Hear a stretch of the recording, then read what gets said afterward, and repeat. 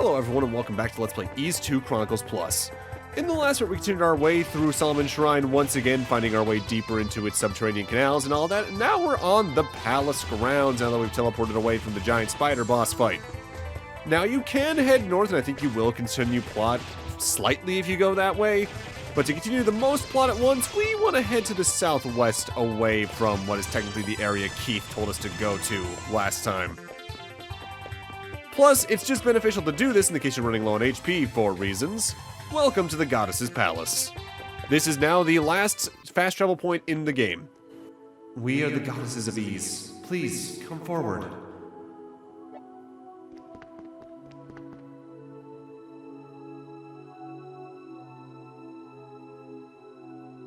It's good that you have come. We have great need of your strength. Now, in order to reach the core of the shrine where we await, you will need to find and use the second pendant. Some of our people have been turned to stone, and one of them carries it. Also, in Shrine of the Campanile is an item called the Dreaming Idol. It can be used to undo the curse of petrification. First, bring the idol to us, and we shall instruct you in its use.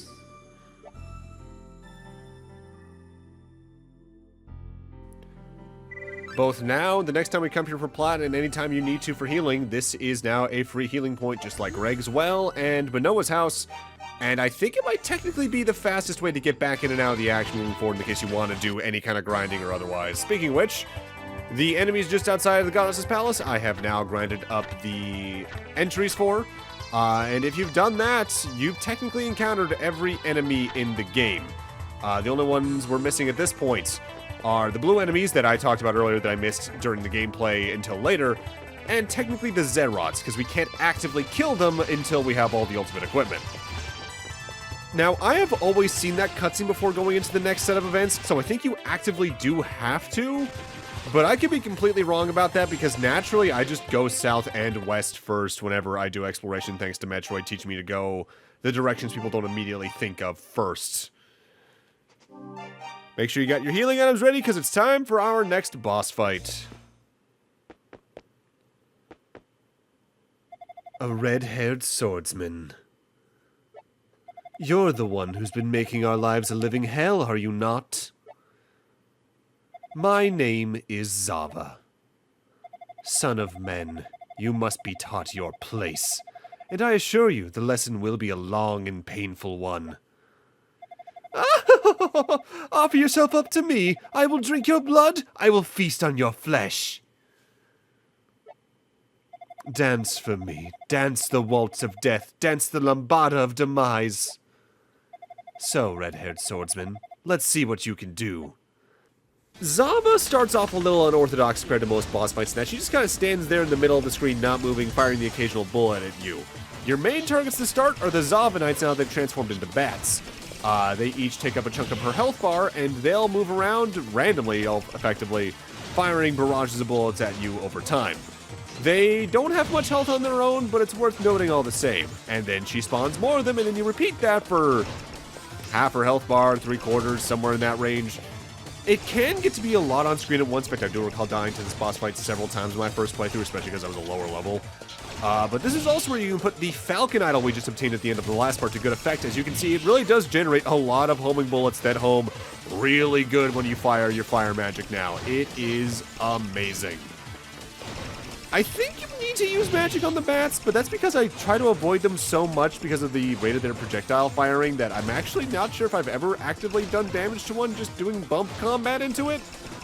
Once you reach the phase shift, things do get a little more complicated in that while she doesn't move around too much, she is firing out an absurd amount of bullets around her randomly in any given pattern she can imagine. With that said, if you're good about dodging it, keeping to a side and all that, you can keep piling on the damage in such a rate where this fight isn't that hard. On repeat playthroughs for me, there's usually only 2 boss fights that kill me with any kind of regularity, and those are the 2 final bosses from the end of the game, and we'll talk about those when we get there. And thus, beyond Zava, lies quite the trek. At this point, I'm just going to put the time magic on, though, because you need it for an upcoming achievement. In the distance, the toll of the sacrificial bell could be heard. The ritual had begun.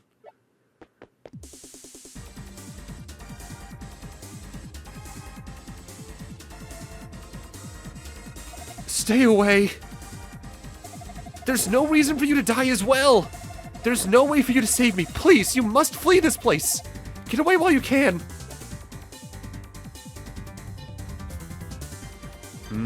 That doesn't quite sound like me. There's no way for you to rescue me. Please, just save yourself. Leave this place, please. I do believe it's talking to her directly like that ends up adding her note to your character notebook. But now for the achievement in question. We have the time spell. Maria is not amused.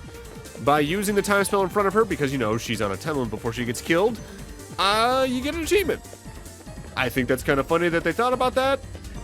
But we're on a time limit now, so we need to get the hell up the Campanile of Lane before that bell rings 4 more times.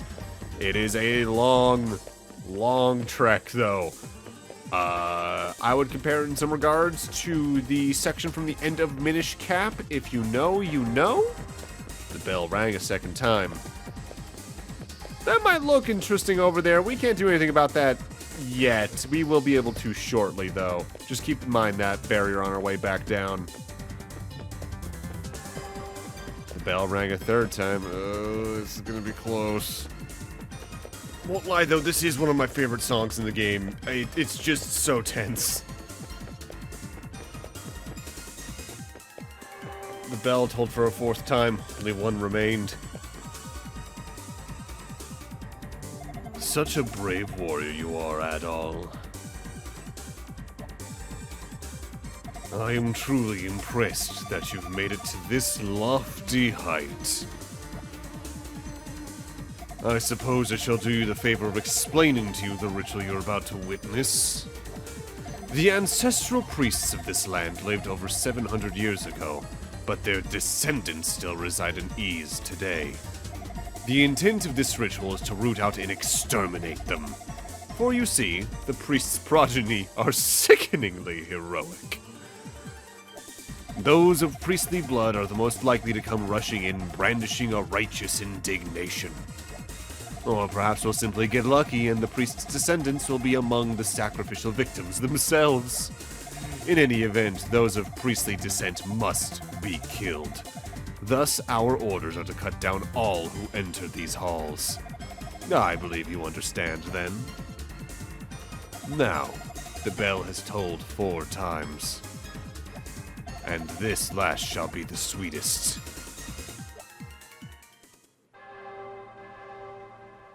The bell atop the tower rang for the 5th and final time, cutting the stillness of the air.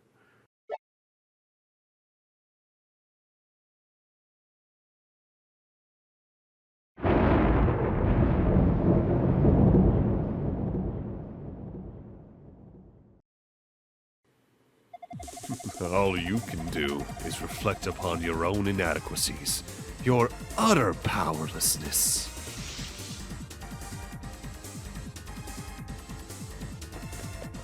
Great. There is a part of me that kind of wish they didn't have the music kick back up here, because I think having to travel all the way down in silence would really just kind of hammer this moment in. But I'm not gonna say no to listening to this song more, because this game's soundtrack is great. I genuinely do not think there's a Falcom game with a bad soundtrack. But at this point, the barrier over here is down, and within this chest is the dreaming idol the goddesses were telling us about earlier. So now we got that. We just need to take that down to them and see what we need to do with it. A bust in the form of a holy woman from ancient times provides healing. Probably the exact worst moment to get something that has that description. But, oh well. Well, at least we know where Maria is. I still need to find Sada wherever he is in this giant mess of a shrine. Also, again, always make sure you have the Claria ring on. Like, the Ring of Ease seems like it could be pretty good, especially in the case you're trying to, like, spam fire even more so. But for main combat with enemies, in case you miss a dodge, it's just always good to have the Claria ring on. Maria body slice still. Ugh. Well, One mission failed, but potentially with the Dreaming Isle, another one still open to completion?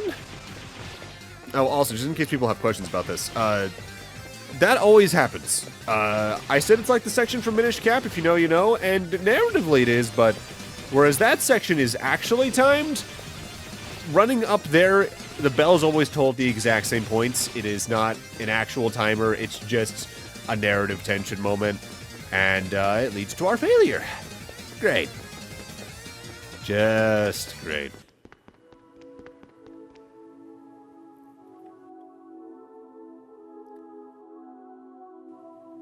You have brought the Dreaming Idol? You can use it to restore those who are petrified to their normal selves. Observe, there's a recess in its forehead. If you place the black pearl there, you can awaken the idol from its dream and dispel the curse upon the people. Please, bring the black pearl here when you have recovered it. Okay, when was the last time we saw that thing?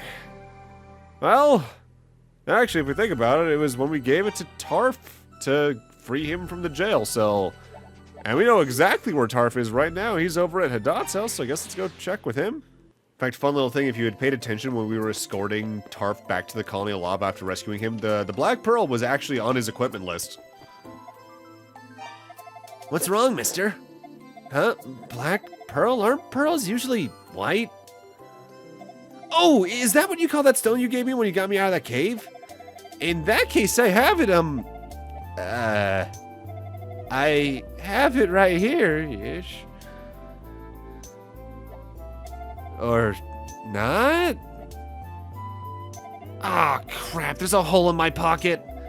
That stone was so small, too. I don't know if I could possibly find it now. I don't even know where I dropped it. I had it when I got to the village, that much I know. I was playing around with it in my pocket when I talked to that guy with the funny eyes, you know, the guard. I'm really sorry, mister. I hope it wasn't anything super important. Adol told Tarf not to worry and reassured him that the Black Pearl would surely be found soon. I'm super duper sorry. Since I dropped the Black Pearl after I got here, maybe somebody found it and picked it up? That's what I'm hoping. Do you need anything at all? Might as well tell him about Maria. Ooh. Yeah, that's about the right reaction, I suppose. Hang in there, Hadad. And then he's so happy to see you off. Well, Tarf brought up the guard with the weird eyes, and by all assumptions, given the amount of guards here in Ramia Village, is either the guy in the guardhouse or Gardos. Let's see if he knows anything. The Black Pearl? I saw a man in a black cloak bend down and pick up a pebble or something a little while ago. I bet that was it. The question is, where did he go with it? It's kind of weird. I only took my eyes off him for a second and suddenly he was gone. LG, a black cloak. I wonder who that could possibly be, huh? Well, that gives us an idea at least that it's probably somewhere here in the Solomon Shrine, so let's see if we can see anything else about that. The meeting's finally over. Lord Dallas apparently recovered something that brought the meeting to a sudden close. What was it, you ask? It beats me. Something extremely important, that's all I know. So the meeting is the one that Zava was at that we saw earlier, so if Dallas brought something there, I mean, the Black Pearl might be over in the fact sector then. This is kind of what I was talking about with the Solomon Shrine earlier, wherein, yes, it's big, yes, it has a lot of layers, but you do get a map of it as you explore it to the point where, by this point in the game, if you explored it around enough, you'll go, oh, the meeting room. Okay, that was back over there. So while this area can be very overwhelming, considering it's the rest of the game once you reach it, you do get used to it pretty quick. In fact, I'd say it is ultimately a better area than Darm Tower due to that, because you stick around in the areas more than you do the various floors of Darm Tower, which at times can be a minute long at most. So if we check the meeting room now, it is completely empty except for the Black Pearl itself. Kinda weird, he just literally left it lying around and not on his person, but you know what, I get it. He was probably proud, had to go get dinner with everyone afterwards. Because they had a successful day, considering they got the sacrifice through and all that. So let's take that over to the Goddess's Chamber and see what they can do with it and the idol.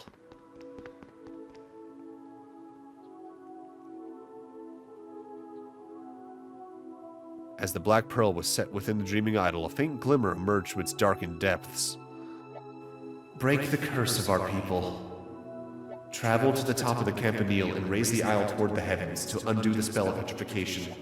The final battle draws nigh. We have called the priest's descendants to come join us here in the shrine. It won't be long before they arrive, and all are gathered in the ancient underground core of Ease. Please, hurry to them. So now we need to go all the way back up to the top of the campanile. That takes a couple of minutes, so I'm just going to speed it up, but just to showcase it, here's the exact trick again. Something I do find kind of neat, though. Once you go through that scene with Maria's death, the main theme of the Solomon Shrine does completely change, and I love the second song. It's so good. So we're at the top now, so let's use the Dreaming Idol. When Adol held the Dreaming Idol to the heavens, a bright light emanated from its forehead.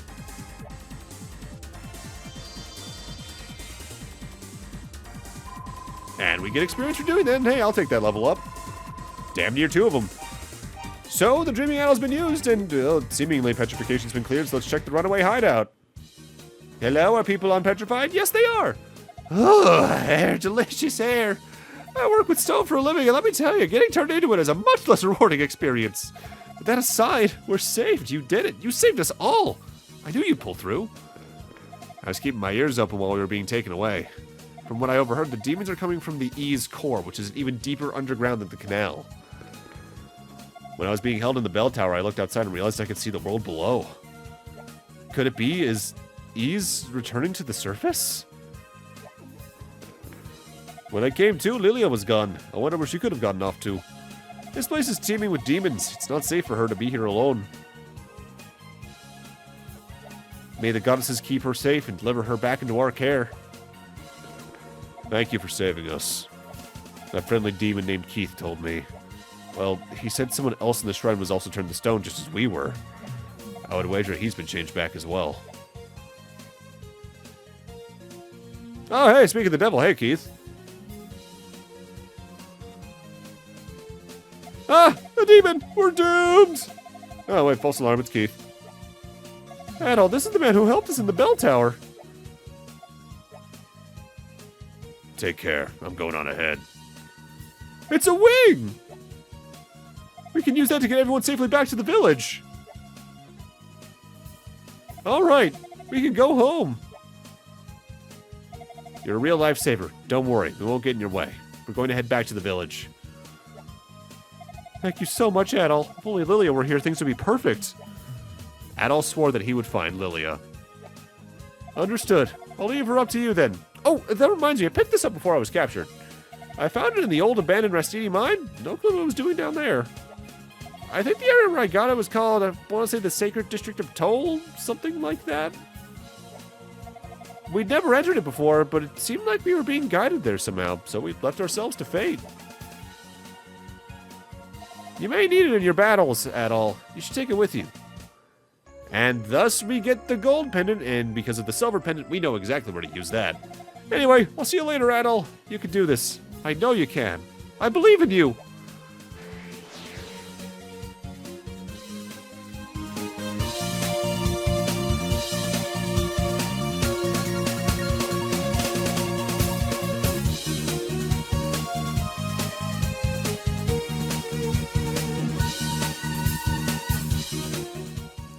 Two things worth noting. One, everyone who we just rescued is now present in Ramia Village if you want to go talk to them for whatever reason. On top of that, the 2 new characters we talked to there are the 2 entries on the final page of notes. We're only missing 1 character note at this point, and it's actually the character they implied existed in that cutscene that someone else was turned to stone. Additionally, that cutscene with Lilia there only happens if you have a cleared save data from a prior playthrough of the game. It's one of the 3 cutscenes they add in to a secondary playthrough like that, which I appreciate when games do that in some form. It at least rewards a replay in more ways than just revisiting it and seeing the foreshadowing earlier and all that jazz. But with that, I'm going to need to end this off here. Thank you guys for watching, and in part 11, we dive almost to the deepest reaches of the Solomon Shrine. See you guys then.